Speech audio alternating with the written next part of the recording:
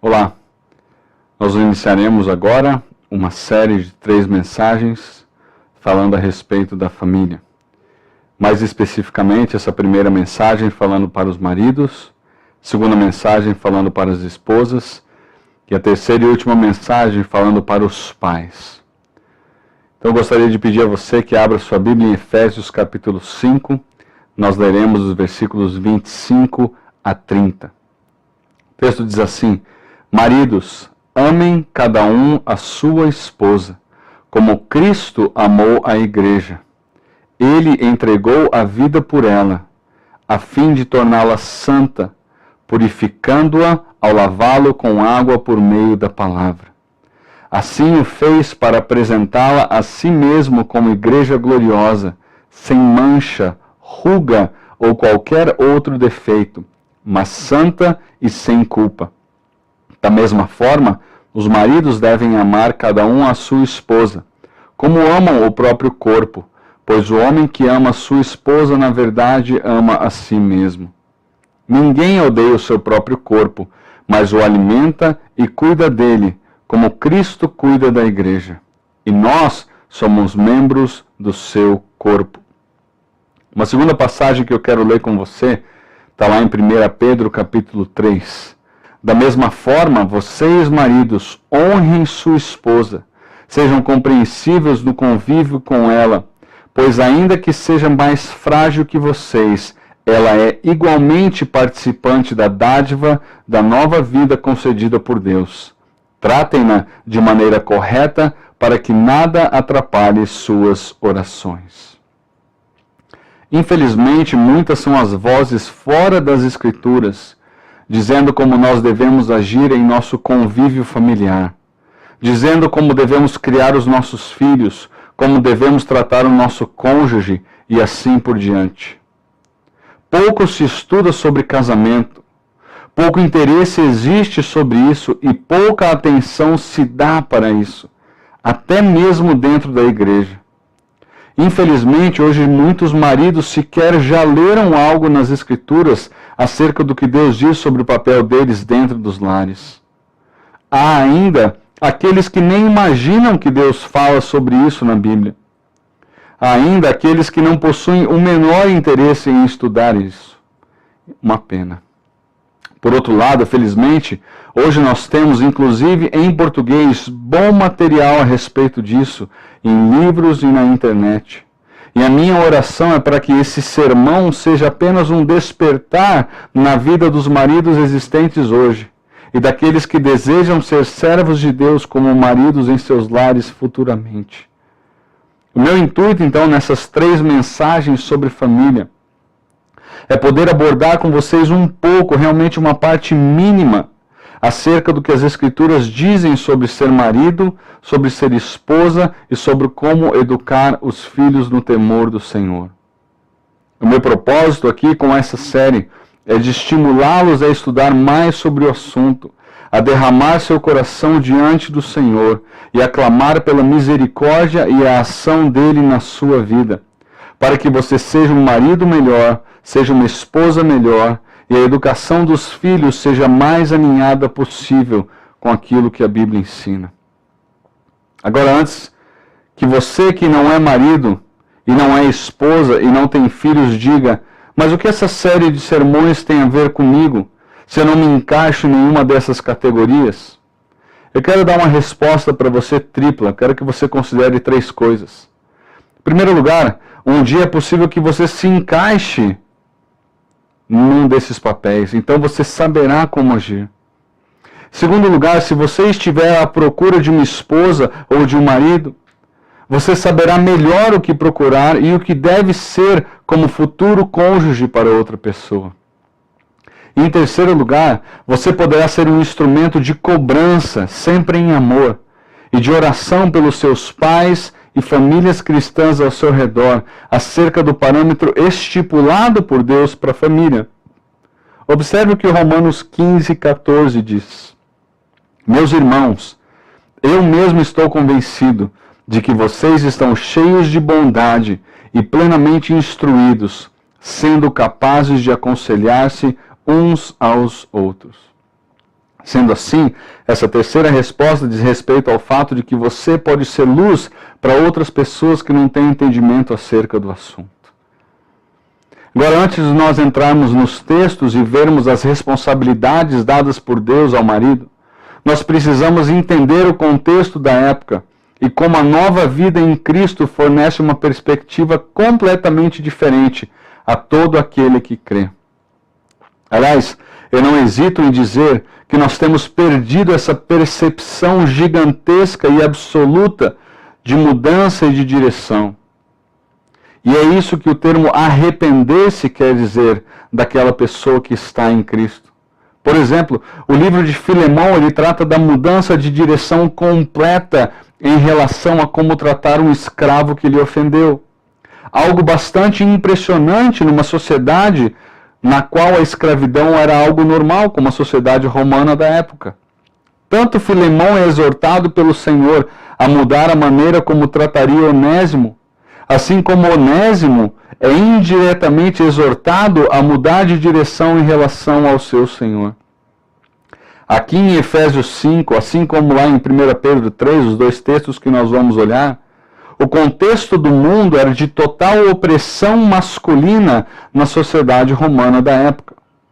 Para nós termos uma ideia de como a coisa era, acompanhem comigo as duas citações a seguir de comentaristas bíblicos acerca da época dos escritos de Paulo e de Pedro. O primeiro deles diz o seguinte: entre os judeus da sua época, bem como entre os romanos e os gregos, as mulheres eram vistas como cidadãs secundárias com pouquíssimos ou nenhum direito, diz Leon Morris. O segundo comentarista vai dizer assim: caso a mulher fosse pega em adultério, o marido poderia se divorciar dela imediatamente. Caso ele fosse pego em adultério, ela não poderia nem sequer acusá-lo. Os judeus homens, inclusive, agradeciam a Deus, olha o absurdo, por não terem nascido mulheres nem porcos. Além disso, as pessoas daquela época reconheciam as responsabilidades que as esposas tinham para com os seus maridos, mas não o contrário, diz Scavington Wood. A depreciação ou mesmo a desvalorização da mulher era a regra e era algo absoluto nos dias de Paulo e de Pedro. Esses textos de hoje mostram como a palavra de Deus jamais apoiou o machismo ou a desvalorização da mulher. Afirmar isso é desconhecer o que a Bíblia ensina sobre o assunto e sobre qual é o ideal projetado pelo próprio arquiteto da família, Deus. E embora essas coisas que vimos acima sejam repugnantes em certa medida, nós veremos que hoje a forma como muitos maridos agem é a mesma do passado, mas em termos diferentes. Violência física, violência verbal, com ameaças, não são exclusividades daquela época e precisam ser transformadas por Deus, conforme nós veremos a seguir. Leamos os textos e oremos pedindo ao Senhor que Ele nos ajude nessa caminhada. Novamente, Efésios capítulo 5. O texto diz assim, a partir do versículo 25. Maridos, amem cada um a sua esposa como Cristo amou a igreja. Ele entregou a vida por ela, a fim de torná-la santa, purificando-a ao lavá-la com água por meio da palavra. Assim o fez para apresentá-la a si mesmo como igreja gloriosa, sem mancha, ruga ou qualquer outro defeito, mas santa e sem culpa. Da mesma forma, os maridos devem amar cada um a sua esposa como amam o próprio corpo, pois o homem que ama sua esposa, na verdade, ama a si mesmo. Ninguém odeia o próprio corpo, mas o alimenta e cuida dele, como Cristo cuida da igreja. E nós somos membros do seu corpo. Segundo o texto aí, 1 Pedro 3,7, diz, da mesma forma, vocês maridos honrem suas esposas, sejam compreensivas no convívio com ela, pois ainda que seja mais frágil que vocês, ela é igualmente participante da dádiva de nova vida concedida por Deus. Tratem-na de maneira correta para que nada atrapalhe as suas orações. Por falar nisso, eu quero orar para a gente começar a exposição desse texto. Deus, nós estamos diante de um desafio muito grande. Aqueles que são maridos vão entender que nós estamos distantes, Deus, do teu ideal. Como nós falhamos com isso. Como nós ferimos, machucamos e agimos de maneira incorreta com as nossas esposas. Eu peço ao Senhor que esse texto venha confrontar o meu coração e o coração daqueles que assistem, de forma que nós reavaliemos, Deus, a maneira como nós temos agido. E a partir dessa reavaliação, Deus, nós tomemos os passos corretos, por meio da ajuda do Teu Espírito, por uma mudança de atitude que seja permanente. Nós pedimos isso em nome de Jesus. Amém. Embora eu entenda que a oração ela é algo individual, eu quero fazer uma sugestão para você. Nós oramos aqui já. Mas se você é mulher, pare agora para orar pelo seu marido. Para que Deus fale ao coração dele. E que ele seja convencido de quaisquer erros que esteja cometendo. Conforme o que a Bíblia ensina. Seu marido não é perfeito, nenhum marido é perfeito. E eu creio que essa atitude nesse momento deve ser de incentivo à mudança do seu marido. Não de aproveitar o que será dito para pisar nele. Você que é filho e está assistindo esse vídeo, ore pelo seu pai. O que ele vai ouvir é algo que tem potencial para transformar o seu lar. Se você é solteiro e homem, ora para que Deus fale ao seu coração acerca do que Ele espera de você no futuro, como futuro marido. E maridos, eu acabei de orar, mas o momento é de nós nos humilharmos perante o Senhor. Não é momento de procurar justificativas do tipo, você não sabe a esposa que eu tenho. O momento é de olharmos para o nosso próprio coração e de reconhecermos a Deus e aos nossos familiares as nossas falhas. E pedimos ao Senhor que tenha misericórdia da nossa vida e nos ajude a mudar naquilo que o Espírito nos convencer de que nós temos errado. Faça essa oração, então. Você pai, você filho, você esposa. Conforme eu disse, a orientação dada por Deus ao casamento ela é transformadora. Ela é completamente oposta ao que o mundo ensinava naquela época e hoje ainda ensina. O primeiro texto que nós vamos olhar, e ele será a base para o texto seguinte, é o texto de Efésios 5. E ele começa com um imperativo que já nos desafia de maneira grandiosa. O texto diz assim: maridos, amem cada um a sua esposa. Na língua grega, há 3 palavras para esse termo traduzido no português por amor. A primeira delas é a palavra eros, que tem a ver com desejo sexual. A segunda palavra é a palavra filéu, que tem a ideia de sentimento, de carinho, de amizade. E a terceira tradução, a terceira palavra usada, que é traduzida no português por amor, é a palavra agapau, que significa o amor altruísta. E o termo usado aqui é justamente agapau, o amor que é altruísta. No outro vídeo que nós fizemos, numa outra série acerca dos atributos de Deus, cujo link dessa série vai se encontrar nesse vídeo, nós trabalhamos uma definição de amor que eu entendo estar perfeitamente relacionada ao que estaremos vendo aqui. Ela diz assim: amar é a decisão de buscar o maior bem do próximo a despeito da ação positiva do próximo para comigo. Eu vou repetir. Amar é a decisão de buscar o maior bem do próximo a despeito da ação positiva do próximo para comigo. Essa é a definição do termo agapau usado aqui por Paulo. E olhando para o texto, o alvo desse amor do marido é cada um a sua esposa. Sendo assim, nós podemos ajustar a nossa definição de amor para a seguinte coisa: amar é a decisão do marido de buscar o maior bem da sua esposa a despeito da ação positiva dela para com ele. Eu acabo de dizer que essa definição se encaixa perfeitamente com o que nós estamos estudando por causa exatamente da continuação do texto, que diz assim: como Cristo amou a igreja. Se existe alguém que realmente buscou o maior bem do próximo, a despeito da ação positiva do próximo para com ele, essa pessoa foi Cristo. Há 2 aspectos do amor de Cristo aqui que nós precisamos perceber: os aspectos sacrificial e o aspecto altruísta. Vamos olhar primeiro o sacrificial. O texto bíblico diz que ele se entregou por ela. O amor de Cristo pela igreja foi a tal ponto que ele se entregou por ela. E o termo para entregar aqui no grego, ele dá a ideia de ceder, de abrir mão. Para que a igreja, ou seja, o objeto do amor de Cristo, fosse salva. Ele se dispôs a morrer por ela. Se você quiser uma passagem para olhar claramente isso, você pode ler Filipenses 2, versículos 5 a 11. Qual é a aplicação prática disso que nós acabamos de ver? É possível que aqui você, marido, emperre. É possível que o seu amor deixou de ser sacrificial, como era na época do namoro, e tornou-se um amor conveniente, ou seja, um amor baseado no que a esposa pode fazer por mim. Antes você abria a porta do carro para ela. Hoje você pergunta, qual é o problema? Você não tem mão para abrir a porta? Antes você andava do lado de fora da calçada para protegê-la, ou para, quem sabe, dar uma sensação de segurança. Hoje você diz para ela, ninguém mandou você ficar do lado da rua. Você tinha um interesse e se sacrificava. Você estava disposto a fazer o que precisasse para conquistar.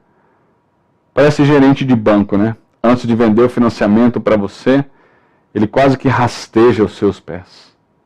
Não só gerente de banco, não, um vendedor em comum. Depois que ele consegue o que ele quer, ele some, desaparece, se finge de morto, você não consegue contatar mais essa pessoa. Entretanto, nas Escrituras, esse aspecto sacrificial ele deve apenas se intensificar com o passar do tempo.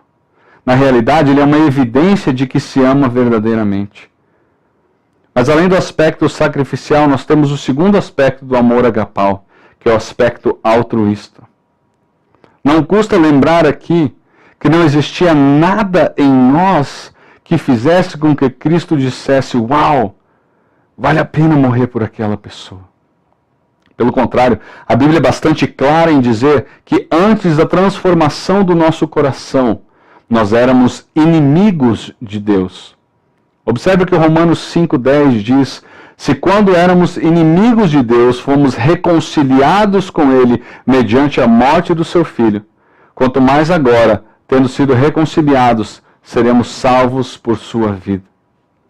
Novamente, conforme nós vimos quando estudamos os atributos de Deus, o amor bíblico demonstrado por Deus a nós visa o nosso melhor. Deus não obteria nenhuma vantagem em nos salvar, em morrer por nós. Isso não acrescentaria a Ele algo que Ele necessitava. Entretanto, Ele agiu assim por nós. Não é então um amor motivado por receber algo em troca. É um amor motivado exclusivamente em doar. Qual é a aplicação prática disso? Eu pergunto para você qual foi a última vez que você tomou uma decisão no seu lar visando o maior bem da sua esposa e não necessariamente o seu. O restaurante, a refeição, o destino de viagem, o filme. Algo que fosse em primeiro lugar do interesse dela e não necessariamente o seu. E aqui não vale condicionar essa escolha a ela. Contanto que na próxima vez você faça o que eu quero e assim por diante. Eu pergunto para você, será que você está disposto a fazer isso vez após vez, dia após dia, ano após ano, até o final da sua vida matrimonial? Sendo assim, de cara, nós temos a primeira orientação para o marido, o seu amor para com sua esposa, além de sacrificial, ele deve ser altruísta. Com relação aos versículos 26 e 27, se a primeira responsabilidade é amar de maneira altruísta e sacrificial, a segunda responsabilidade que o texto nos traz é que nós, maridos, devemos santificar a nossa esposa. O texto diz que Cristo morreu pela igreja a fim de torná-la santa, purificando-a. Na realidade, observe comigo os termos desses versículos: santa, purificando-a, gloriosa, sem mancha, ruga ou qualquer outro defeito.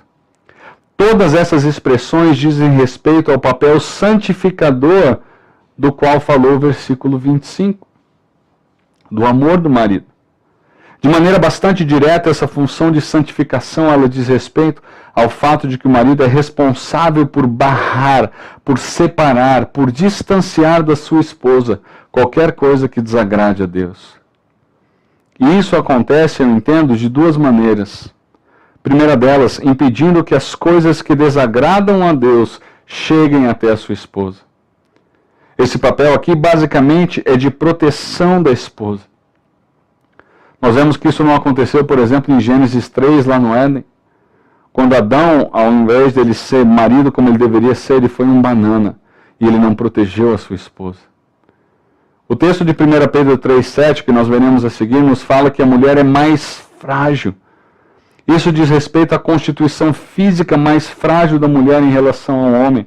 Ela foi criada por Deus para ser protegida pelo marido. E essa proteção não é apenas física. Tão importante quanto a proteção física é a blindagem espiritual com que o marido deve proteger a sua esposa. E a maior blindagem espiritual é a sua responsabilidade de ensinar a sua esposa e ensinar os seus filhos. E embora essa responsabilidade, em certa medida, seja compartilhada com a mãe de ensinar os filhos, a gente vai ver isso na terceira mensagem, em Deuteronômio 6, o papel principal do ensino dentro do lar e de influência é do pai, especialmente na vida da esposa. O ensino do que é correto ajuda a proteger contra o que é errado. Davi vai dizer no Salmo 119:11, guardei a tua palavra no meu coração para não pecar contra ti. Salomão diz lá em Provérbios 4:23, acima de todas as coisas, guarde o seu coração, pois ele dirige o rumo da sua vida. Como é que o pai pode proteger o seu lar? Ensinando a palavra aos seus filhos e à sua esposa. Agora prepare-se para ouvir o que eu vou dizer aqui, marido e futuro marido. O principal mestre e professor e pastor do seu lar é você. A principal influência do lar deve ser a sua. Você é o pastor responsável pelo rebanho da sua casa. Deus confiou a você um rebanho precioso. E você deveria ser o primeiro a responder às questões e a ensinar os da sua casa em como agir em sabedoria. E nós temos bons exemplos disso na Bíblia. Josué fez isso, Salomão fez isso, Davi fez isso. Pastor Tony Evans, ele disse uma frase bastante interessante com relação a isso. Ele diz, o marido conhece o caminho, anda no caminho e ensina o caminho. O pastor da igreja possui sim um papel importantíssimo na instrução da sua família. Mas esse papel não é mais importante do que o papel do pai e do marido. Maridos, escutem, Deus irá cobrar cada um de nós do seu estudo, ou do nosso estudo, e do nosso ensino da palavra de Deus dentro do nosso lar. Você pode virar para mim e dizer, mas pastor, eu conheço muito pouco da Bíblia. Eu te respondo usando o Salmo 19, versículo 7, que diz assim, os decretos do Senhor são dignos de confiança e dão sabedoria aos ingênuos. Os testemunhos do Senhor são dignos de confiança e tornam sábios os inexperientes. Sua principal fonte de sabedoria é a palavra de Deus. Você precisa de sabedoria? Peça a Deus e estude a sua palavra. Você terá ali o que você precisa. Certo autor disse certa vez, você é capaz de perceber o nível de compromisso do cristão com Deus olhando para a agenda dele e para o extrato bancário dele. Pais e maridos têm tempo apenas para o controle remoto, porque tiveram um dia cheio demais, atribuindo, delegando e terceirizando suas responsabilidades a outros. Esses pais serão cobrados por Deus. E se você negligencia isso, não se espante se seus filhos e sua esposa forem erradamente influenciados. A culpa será sua. Observe rapidamente comigo o Salmo de número 101. São apenas 8 versículos. O texto diz assim, cantarei o teu amor e a tua justiça, Senhor. Com cânticos te louvarei. Olha o que Davi diz, buscarei viver de modo inculpável. Quando virás me ajudar? Ele continua, viverei com integridade em minha própria casa. Não olharei para coisa alguma que que seja má e vulgar. Odeio todos os que agem de forma desonesta. Não terei nada a ver com eles. Rejeitarei ideias perversas e me manterei afastado de todo mal. Não tolerarei quem difama o seu próximo, não suportarei presunção nem orgulho. Irei à procura dos fiéis para conviverem comigo. Olha o salmista procurando amizades saudáveis. Só terão permissão de me servir os que andam no caminho certo. Não permitirei que enganadores habitem em minha casa, nem que mentirosos permaneçam em minha presença. Minha tarefa diária será acabar com os perversos e expulsar da cidade do Senhor os que praticam o mal. Maridos, nós temos a responsabilidade de blindar o nosso lar do mal. E nós faremos isso através do estudo bíblico pessoal e do ensino bíblico àqueles do nosso lar. Eu lembro de um pastor que eu considero muito piedoso dizendo: os meus filhos deixam o controle remoto da televisão na minha mão, porque eles confiam que eu farei escolhas sábias para nós assistirmos como família. Qual a aplicação prática disso? Quanto você tem pensado acerca do que entra na sua casa? Quanto isso tem importância para você? Você sabe o que os seus filhos têm assistido? Ou que eles têm acessado? Você sabe que tipo de música eles ouvem? E a sua esposa? Você sabe o que tem entrado nos ouvidos ou através dos olhos dela? Queridos, hoje com a internet em cada celular, o nosso nível de atenção deve ser redobrado. E uma dica aqui: você jamais saberá o conteúdo que entra na sua casa, se você for um marido ou um pai ausente. Tem marido que faz de tudo para ficar fora de casa o máximo de tempo possível. Arranja tudo quanto é compromisso, com as mais diversas desculpas. Maridos e pais que agem dessa maneira, Deus irá cobrar vocês. Então santifique a sua esposa, em primeiro lugar, impedindo que coisas que desagradam a Deus cheguem até ela. Blinde espiritualmente a sua esposa. Em segundo lugar, como é que eu devo agir? Eu devo ser um agente que vai ajudar a minha esposa nas várias áreas de desobediência da vida dela, Deus. Os problemas identificados na esposa precisam ser tratados pelo marido, em exortação, em amor, em carinho, em oração. Você, marido, deve ser a pessoa que melhor conhece a sua esposa. O melhor amigo dela tem que ser você. E assim como a esposa tem um papel, e nós vamos ver isso no próximo estudo, de ajudar nas lutas do cônjuge com o pecado, o marido também tem essa responsabilidade, até como pastor do seu lar. A pergunta que eu faço é: como que o marido pode ser uma ajuda espiritual para sua esposa se ele não investe tempo com ela? Ele deve viver com ela. Uma convivência superficial, ela vai gerar apenas uma influência superficial na vida da sua esposa. Eu repito que há maridos que procuram todas as desculpas para ficar longe das suas esposas.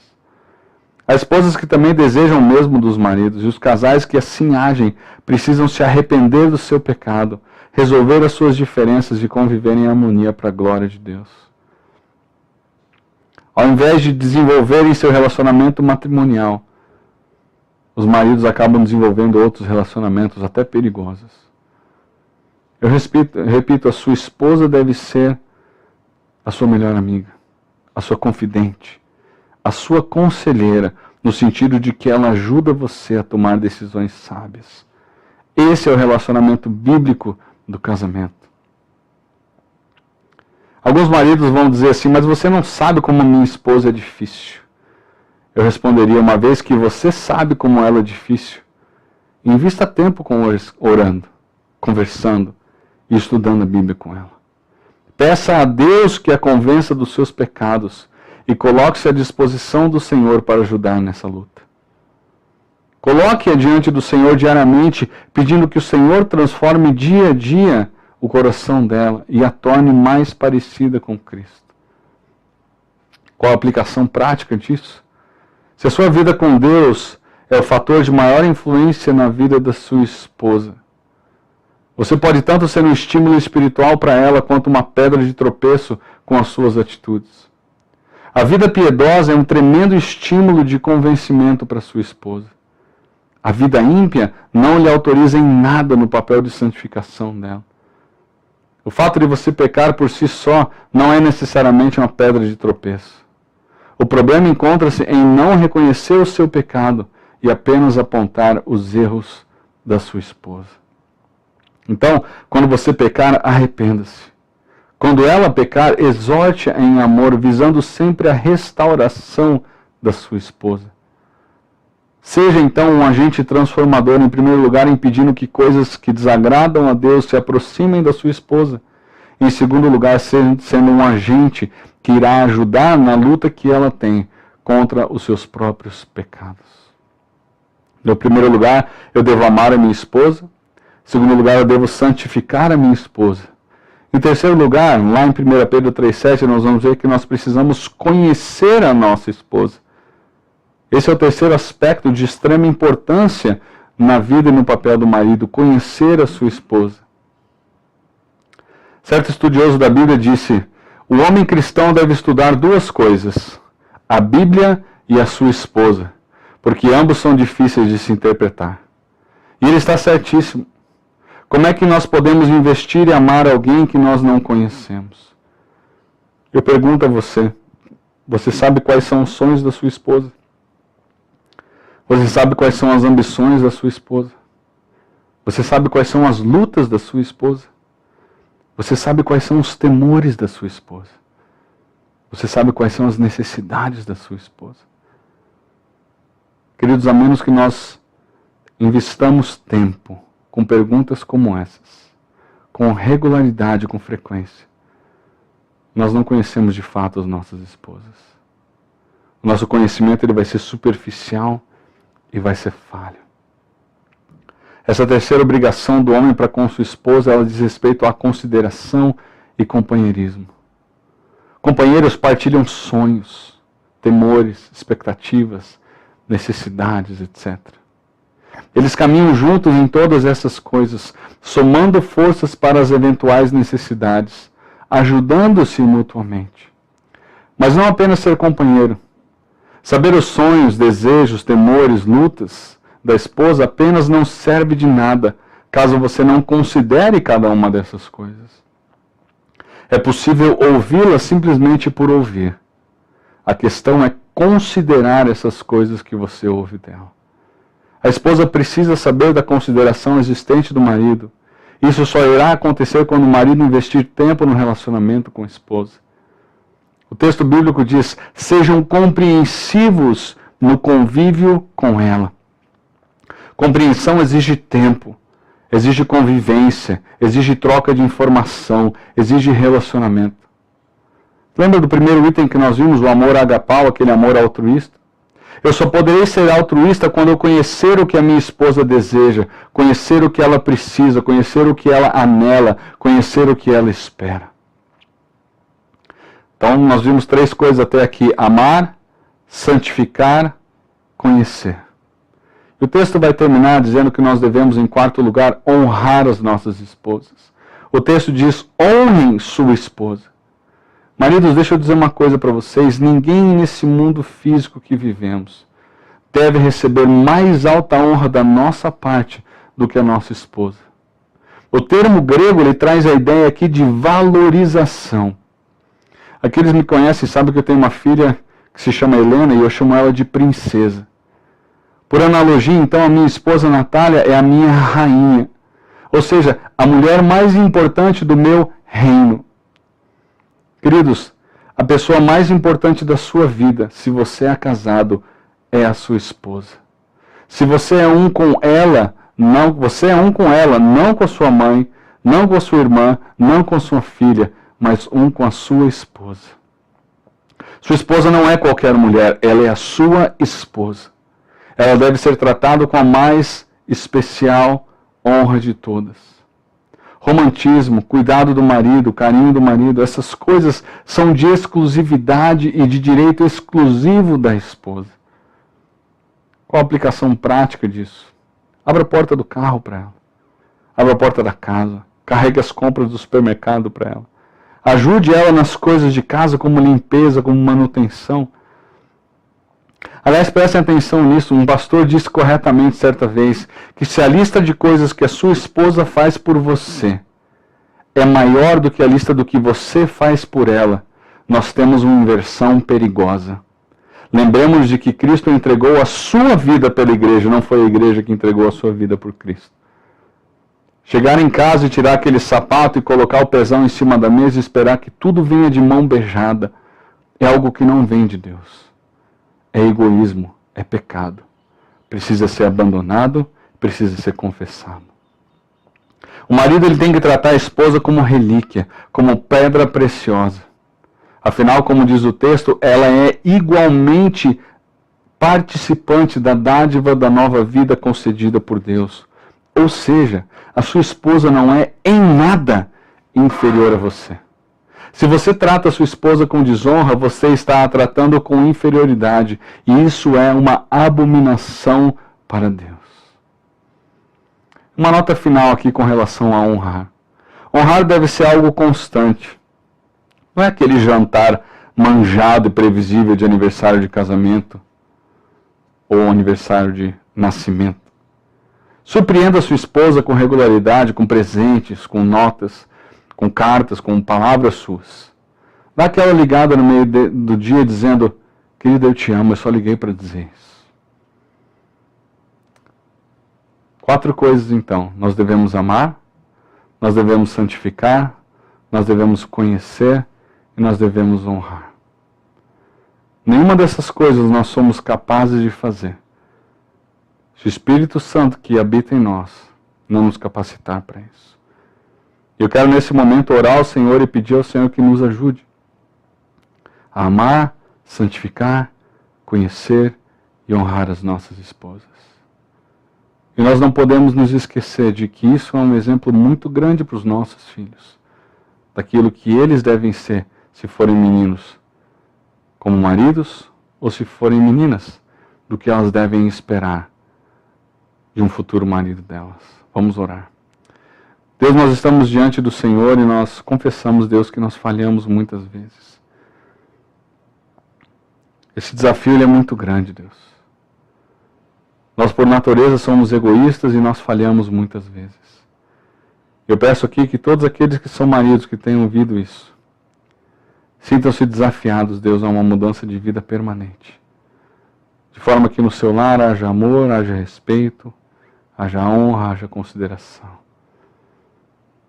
Deus, que os lares aqui envolvidos, Deus, nesse estudo, tanto o meu lar, quanto aqueles que estão ouvindo, assistindo pela internet,